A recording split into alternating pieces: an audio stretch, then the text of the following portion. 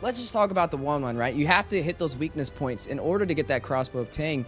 You're going against the Cho with the single target CC. You're running up against a Aurora with the Frigid Glacier for the group CC as well. And then not to mention, Julian's one of those heroes that can definitely escape with that enhanced sword. So it'll be a little tricky. And not to mention, needs for success in Game 2 of the Grand Finals. All right, and we are seeing mlbb on the Roger again. We thought he would have ran the YSS for game number 1, but no, he definitely favored that Roger. And it looks like it's something he's comfortable on. I mean, this is 2 times in a row, so we'll have to kind of spot it out and see how effective it'll be for him. You know where that raft's going to be super crucial? It's going to help dance around this Lantern Flare, man. It's going to be a beautiful counter to the Lantern Flare. Make sure that Marcuti can kind of get out of distance, give him that speed up, to whereas Hoon wants to kind of push you to the other side of the river. They're going to be able to move around and find those angles that they need. Yeah, and we're already seeing that Hoon's kind of getting a little bit outranged already at the mid lane with both of them kind of putting on that pressure. Right now, Fried Chicken getting pushed back by Nats already. And I do like that the Hylos is going to be as the roam. I do like Chicken on something a little bit more mobile, something that can probably join the fights a little bit faster, so he's not constantly kind of stuck behind waiting for Nats to do what he needs to do before these objective fights. Yeah, and I feel like the Edith is a comfort pick for Fried Chicken as well. I mean, he's been very effective on it, this NACT, and also prior NACTs as well. So definitely I'm in agreement with Shark running on this Hylos. It'll boost the mobility that BTK has for these engagements. But speaking of boosting, enhanced chains with the knockup as well. Shark frozen in his tracks, and Marcuti will take him down. But the displacement onto Marcuti over there by Hoon on the Zushin, able to take him down to 50% HP. Yeah, Nats rotates up, gets the kick up, makes the play happen. I mean, it's definitely huge, and now we're already 1 down, and CLOUD9 in control of Turtle and control of River. Yeah, and now you can see the invade coming. Cho with the kick.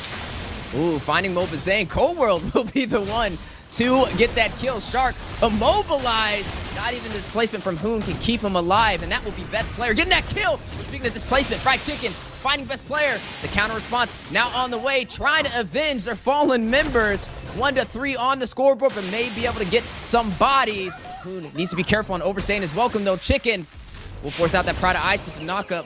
Not able to delay that death, and Marcuti will fall.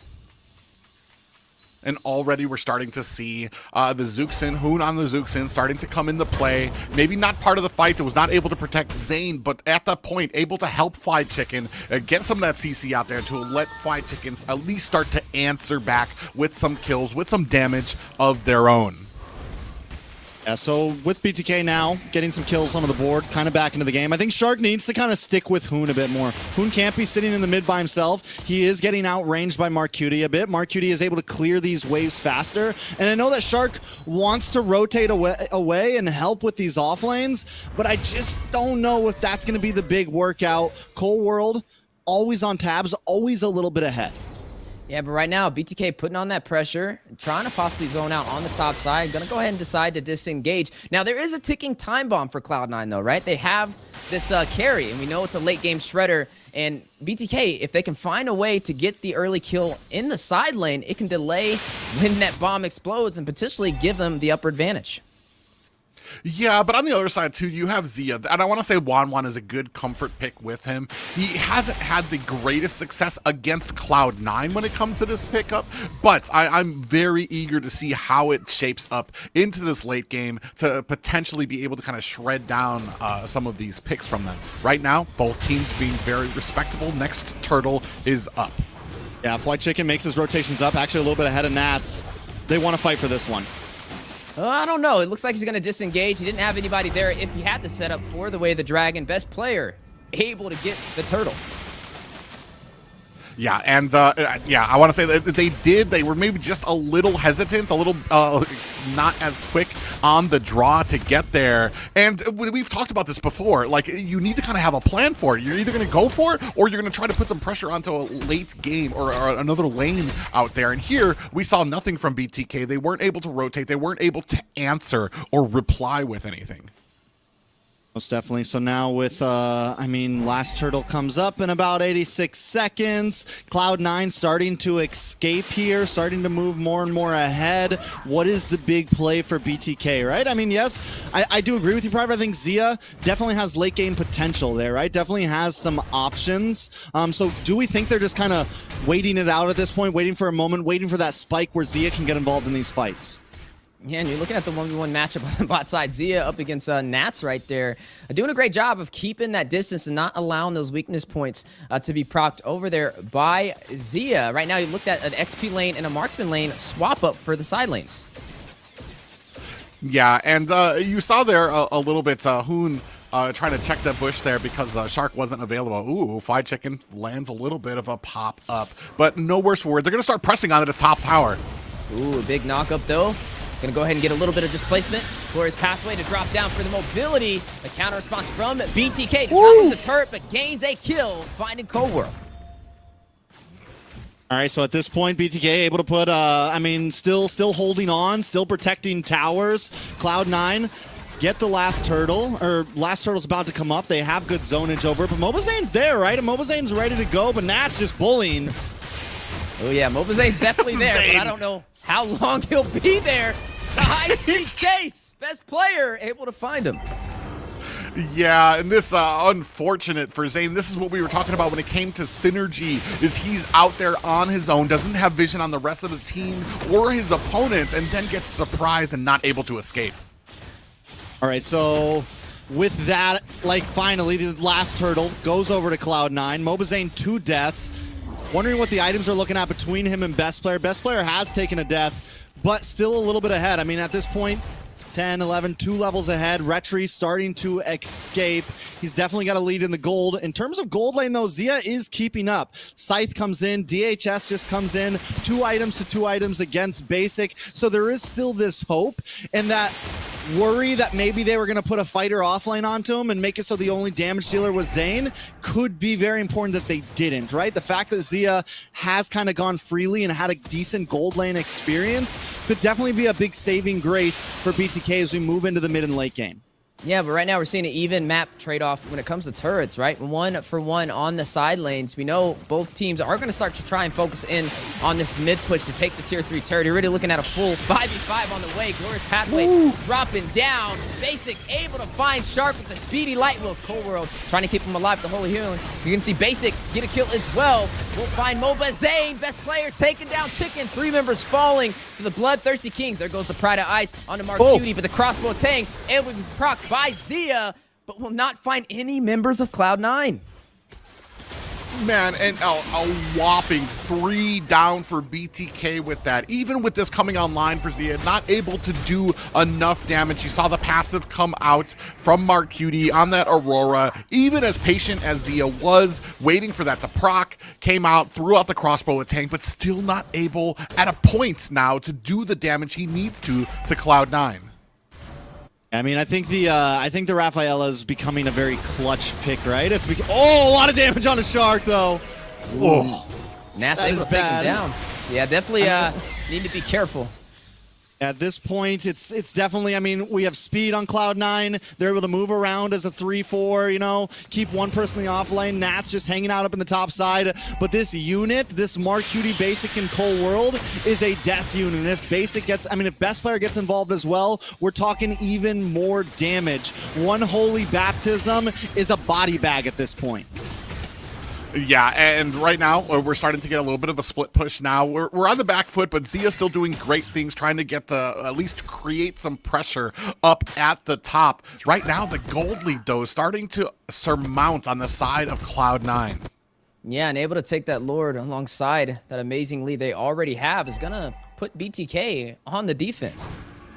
Yeah, Windtalker just gets locked in for Zia. Best Player, on the other hand, looking for Crystal here, looking for as much burst damage as possible. So Zia still keeping up. He's falling back back behind about 600 gold. On the side of this Roger, though, mobazane, I mean, it's looking similar to last game. We're at almost 10 minutes, and it's just Warax in Windtalker, and it's going to take, I mean, I don't even know if the damage is going to get there where he's actually going to be an important member of output for the side of BTK. So a lot of it's going to come down to Zia, and if he can make those items really count.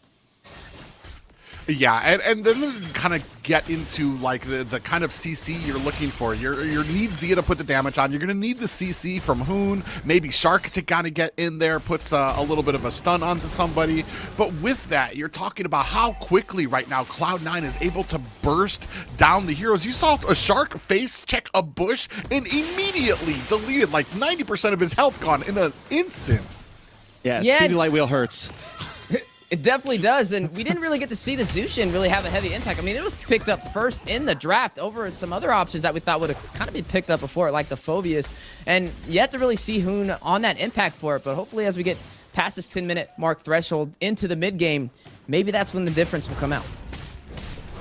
All right, so BTK, what's the plan here, right? They're falling behind. I think they do keep using Zia to kind of maybe next time focus on the bot lane here, shred down some of those towers, continue to alleviate the pressure. He's going to be the fastest one to come to these fights. But they're definitely going to need all 5 members if they want to try to go for a Lord fight, right? They need all 5 members in terms of taking it. They need to get Fried Chicken a little bit tankier. Shark needs to get a little bit tankier. But since Basic is already online and that's true damage in the kit, does it even really matter about the tankiness? Yeah, and I mean, you're starting to look at a point of no return where the lead is going to start being so insurmountable that you're only looking for pickoffs. Right now, there still are some team fights that could be favorable for them if they do have the target focus, but I mean, Cloud9, we've talked about it before. Every single time they get caught, there's a reply. They're able to answer back with kills of their own. And you know, BTK, their team, even when behind, they play like they're ahead. And you see them already overextending past that mid-river, looking for a little bit of an isolation play to get a pickoff on Cloud9. But Cloud9, they know to kind of look out for these things. And you can see their positioning, right? Cold World, keeping Basic alive. I love the way the Nats is essentially kind of playing like a sub-roam at this point. Him and Marcuti are sticking together more, whereas Cold World and Basic are sticking together with big damage. Marcuti able to find Shark, one member falling for the Bloodthirstykings, maybe another. Nats very low crossbow tang, connecting, but still not going to hit the mark. The Holy Healing outscaling the damage. Ooh, but this allows mobazane the time he needs to be able to get that first objective, or to get that first Lord. And while they might not be able to get a great push off of this, I want to say it offers at least a little bit of breathing room. Yeah, good fight for BTK there. They get him low enough health to where they don't want to engage onto the Lord, and mobazane just rushes it. So the comms are there, and like you said, breathing room is key at this point, because as we just saw, Zia gets the crossbow of Tang off, but it's still getting outscaled by the healing right now. It's still getting outscaled by the composition that Cloud9 has. So maybe another 2 minutes till they really pop off, or enough crowd control lands from Shark and Fried Chicken. Yeah, but right now, BTK in a position to push with this Luminous Lord on the top side. Yeah, and it's going to be coming in. You can see all the damage. Looking for a fight is BTK. Yeah, and a fight they will have as the Lord quickly getting bursted down. Cloud9 on the defense, able to prevail, and now shifting focus to the mid lane. They will not be able to stop them from taking that tier 3 turret, but now BTK finding their composure.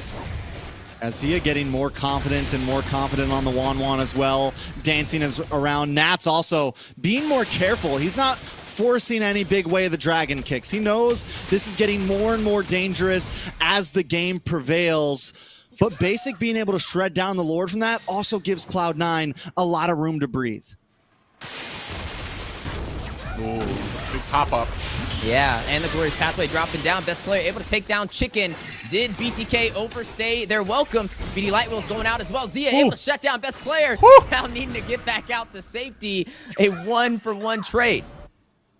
Zia just like, I'm just going to squeeze through here, finds himself a kill, and ekes himself out from the entirety of Cloud9 team. And literally right after that, he gets a Malefic Roar as well, which is going to be very helpful in dealing with, some of these tankier heroes on the side of Cloud9. So maybe that time has finally come. He's got Wind of Nature in too to give him even more sustainability. And I think that's why we're seeing him get a little bit more aggressive on the 1-1. He's willing to dance through the ranks and kind of jump in and out. And we've been waiting to see that big moment from Zia, I feel like, from the start of this season.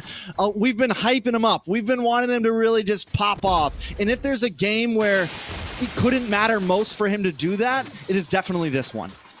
Yeah, and with this game, we should be able to see possibly a full 5v5, especially with both teams down to their inhibitors. Ness using the G Condone, doing a great job of kind of playing some recon, right? Spotting out where the members of BTK are, and also trying to hope to waste some utility.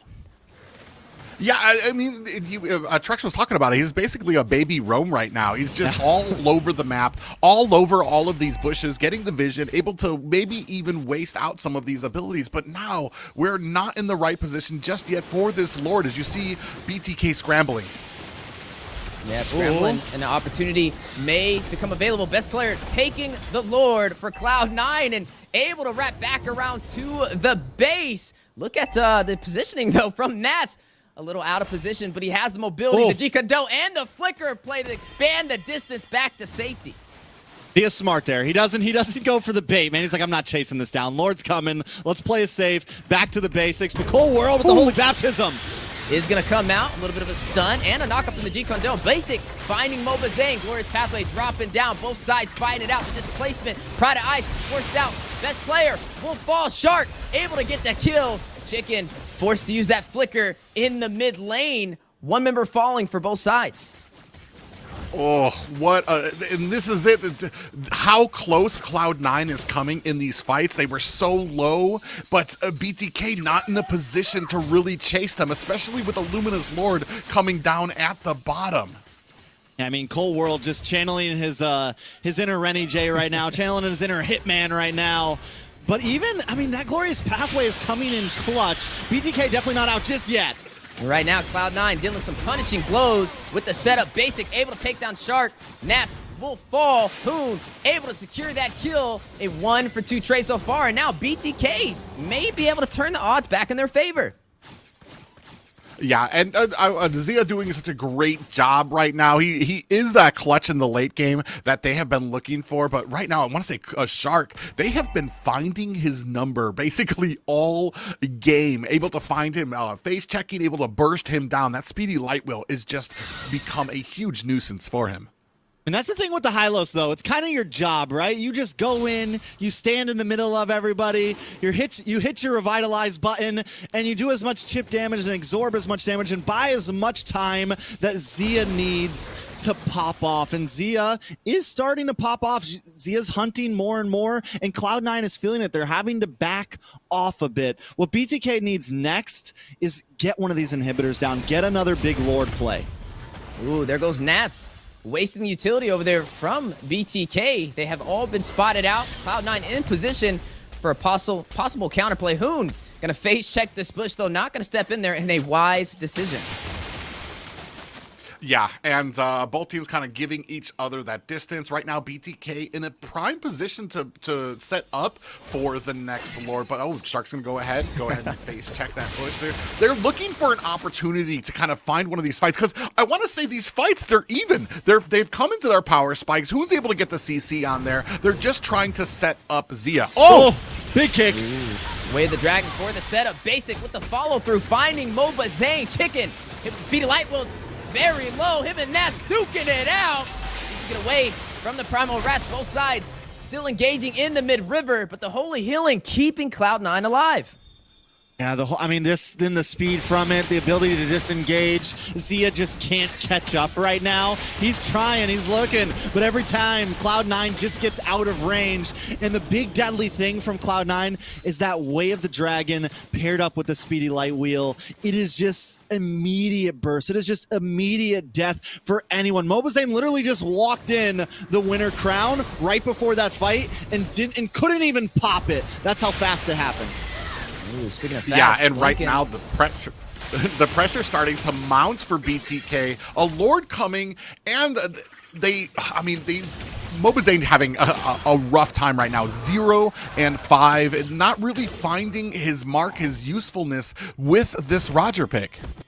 Yeah, we got to see how effective this will be on the push with the Luminous Lord on the bot side. Yeah, Hoon doing a good job of zoning. The Zushin pick definitely helping a bit.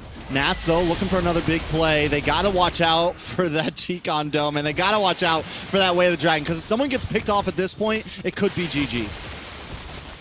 But yeah, they make short work of the Lord. Just one more high ground here. But the thing here is the pickoffs. They need to be able to be smarter, especially when you don't have all your players together. At that one point, Zia was out trying to clear the top lane. Mobazane got picked off there and taken out, especially when it comes to the setup for the Lord. Ooh, speaking of setup, that's placement down to 50% HP. Holy Healing still in effect, and BTK holding on to that inhibitor for the mid lane. Boys, we are officially 20 minutes in for Game 2.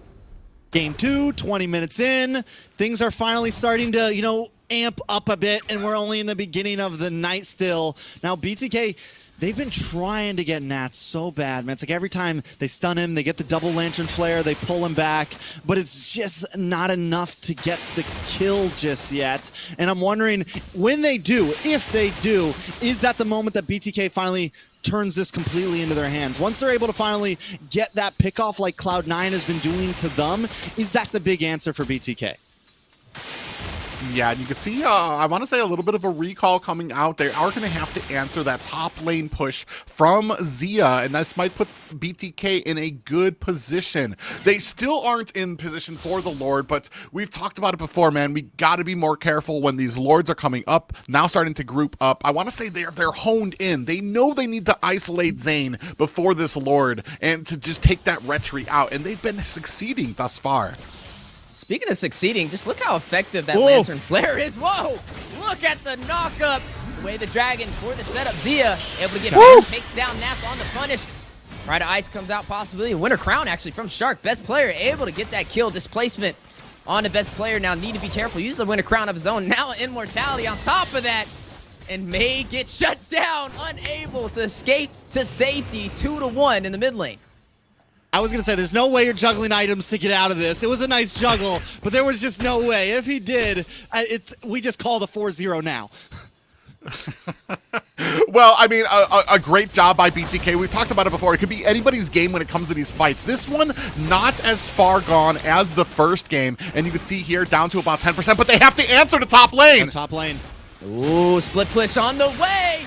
Eyes on the prize. Not like this. We talked about it. Basic. Mr. Split Push going all Not like in. this. A matter of seconds. Try to Ice. Oh, he's going to go in. No, so we're trying to healing, keeping him alive. Cloud9. The turnaround, the backdoor play secures game number 2. What a turnaround. Just